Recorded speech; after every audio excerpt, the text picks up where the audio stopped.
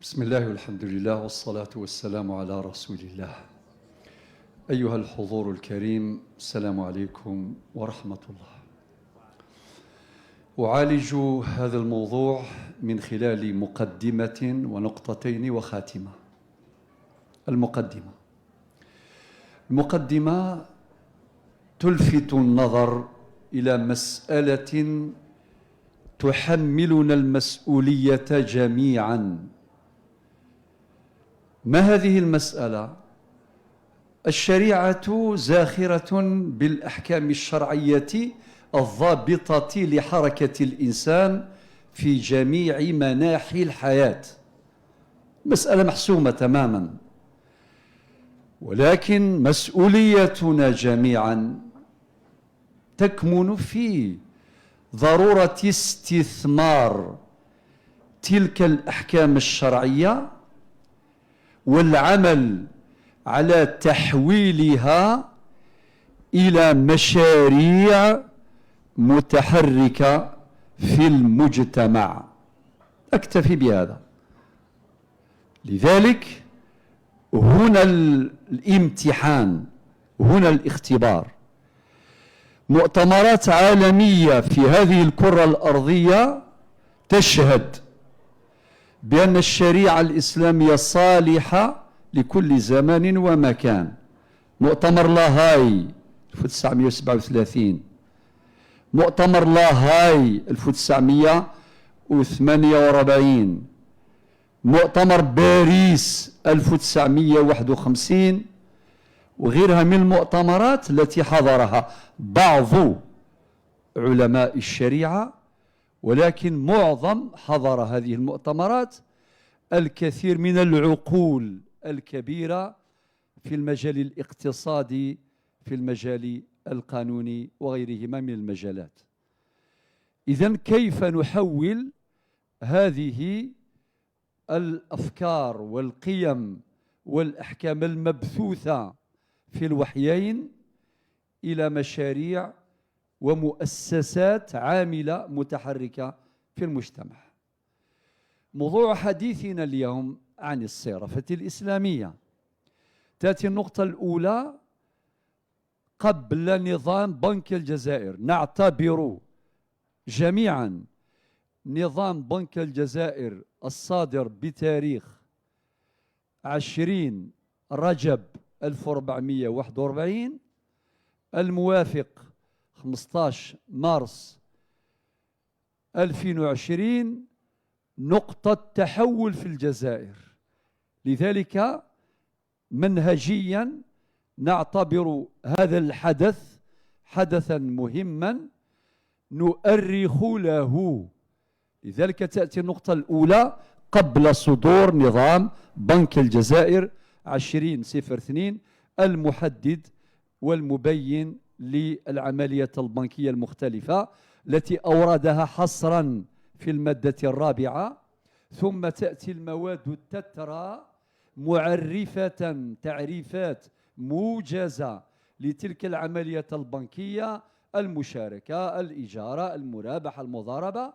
وتأتي تعليمة بنك الجزائر 2003 التي تقدم تعريفات مفصلة لهذه العملية البنكية. قبل صدور هذا النظام نملك في الجزائر منظومة قانونية ثرية جدا يمكن أن نستثمرها في المجال. أذكر على سبيل المثال القانون 75/58 المعدل والمتمم، بدءا من المادة 53 إلى غاية المادة 159، ثم ننتقل إلى المادة 160 إلى غاية المادة 673. هذا الكم الهائل من المواد القانونية من المادة 53 إلى غاية المادة 673 نجد فيها خير كثيرا. أذكر على سبيل المثال العنوان الكبير الذي أدرجه هذا القانون هو العقود والالتزامات. أتدرون سادتي بأن الموضوع المحوري في حياتنا الاقتصادية التجارية في مجال المال وإدارة الأعمال هي العقود والالتزامات. لذلك هذا هو العنوان الذي أدرجه هذا القانون.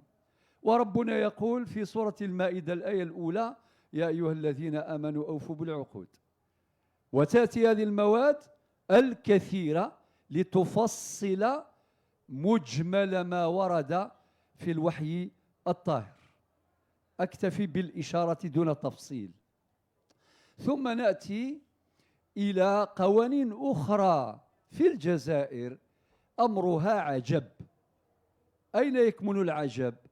العديد من المواد القانونية تحيل إلى الشريعة مباشرة، وهذه المادة التي أذكرها الآن هي التي أثقلت كواهل القضاة.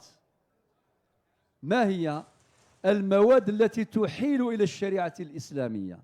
أذكر على سبيل المثال القانون رقم 84/11 المعدل والمتمم بالأمر 0502 في المادة 222 حرفيا: كل ما لم يرد النص عليه في هذا القانون يرجع فيه إلى أحكام الشريعة الإسلامية. قانون الأوقاف الذي عالج الأوقاف على وجه الاستقلال، الذي ألغي مؤخرا بالقانون الجديد، اللي هو قانون رقم 91/10 في المادة الثانية التي تنص على الآتي: على غرار ما ورد في هذا القانون يرجع فيه إلى أحكام الشريعة الإسلامية. بمعنى أن القاضي ملزم بالرجوع إلى الشريعة الإسلامية للنظر في القضايا المعروضة عليه إذا لم يجد نصا له صلة مباشرة بالمسألة، عملا بمبدأ الشرعية أو بمبدأ المشروعية الذي أسست له العديد من القوانين بدءا من الوثيقة الأولى في الجزائر وهو الدستور. إذن أكتفي بهذا، نروح مباشرة إلى المرحلة الثانية، مرحلة صدور نظام بنك الجزائر رقم 2002. بصدور هذا النظام صدرت العديد من القوانين والمراسيم التنفيذية والتعديلات التي طالت مجموعة من المواد القانونية ذات الصلة بموضوع حديثنا.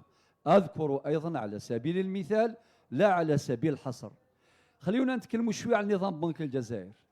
من المعالم الكبرى لهذا النظام نأخذ المادة 17 المادة 18: ورد ما يسمى بالاستقلال المالي المحاسبي رفعا للحرج.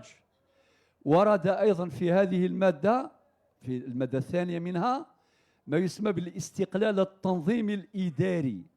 ما ورد في المادتين 17 18 من نظام بنك الجزائر ورد على وجه التفصيل في المادة 72 من القانون النقدي والمصرفي رقم 23/09. انظروا إلى هذا الانسجام الوارد القائم بين هذا النظام وبين القانون الذي صدر من الجهاز الأصيل للتشريع وهو البرلمان بغرفتيه. نروح للمادة 13 المادة 16 التي تلزم جميع المؤسسات المالية قبل تسويقها لمنتجاتها ضرورة حصولها على شهادة المطابقة الشرعية التي تصدرها الهيئة الشرعية الوطنية للإفتاء للصناعة المالية الإسلامية على مستوى المجلس الإسلامي الأعلى، طبقا للمادة 16 التي نصت على ضرورة تكوين ملف يقدم إلى البنك الأم، إلى البنك المركزي، ويحتوي هذا الملف على شهادة المطابقة الشرعية، ويحتوي أيضا على بطاقة وصفية للمنتوج. والمادة 16 ما ورد فيها ورد أيضا مرة أخرى في المادة 73 من القانون النقدي والمصرفي رقم 2309. يلا نخليه النظام، نروحوا الأمور أخرى. نروحوا على سبيل المثال إلى القانون 2107. ما هو هذا القانون؟ هو قانون المالية التكميلي لسنة 2021. نص في موضوع الضرائب المباشرة والرسوم المماثلة في المادة الخامسة التي أسست للمادة 147 مكرر واحد. هذه المادة القانونية المهمة نصت على مآل غرامات التأخير. ومما يحرج المجتمع الجزائري خصوصا والمسلم عموما، يقول لك علاش ديروا غرامات التأخير، لي بيناليتي دو روتار، ويقول لك هذه النصوص تخالف الآية 280 من سورة البقرة. الجواب نعم. لذلك جاءت هذه النصوص لترفع الحرج عند تقرير غرامات التأخير إذا توفرت مسوغاتها مآلها إلى الأعمال الخيرية طبقا للمادة 147 مكرر واحد التي وردت في ظل المادة الثالثة من القانون رقم 2107. نروح إلى قانون آخر اللي هو قانون المالية لسنة 2022 اللي هو القانون 2116، خاصة في المادة 10. هذه المادة تنص على الإعفاءات. هذه مهمة جدا، وهذه كلها إنجازات قانونية ملموسة في واقع الحياة. نصت على الإعفاءات من الضرائب، يعني تقرير إعفاءات للمنتجات الإسلامية طبقا لقواعد الصرافة الإسلامية. طيب، في قوانين أخرى. نروح إلى آخر قانون صدر هذه الأيام اللي مضت فقط، اللي هو القانون 25/09 الذي يحدد القواعد المحاسبية. هناك ثغرة كبيرة في هذا المجال. جاء هذا القانون من أجل سد هذه الثغرة ما يتعلق بالقواعد المحاسبية. أما المراسم التنفيذية فهي كثيرة. أذكر على سبيل المثال المرسوم التنفيذي رقم 2181 المتعلق بطرق وكيفيات ممارسة التأمين التكافلي، والمرسوم التنفيذي رقم 21179 المنشئ للديوان الوطني للأوقاف والزكاة، ونجد في ذلك خيرا كثيرا. نروح الخاتمة مباشرة. نقول الخاتمة فيها أمران ملاحظتان. الأولى ضرورة إثراء المنظومة القانونية. لا تزال منظومتنا في حاجة إلى إثراء دفعا لعجلة الصرافة الإسلامية. أما الملاحظة الثانية ضرورة تكوين الذين يتصدون للعمل في فضاء الصرافة الإسلامية، إذ لا تمكين بلا تكوين. شكرا لكم.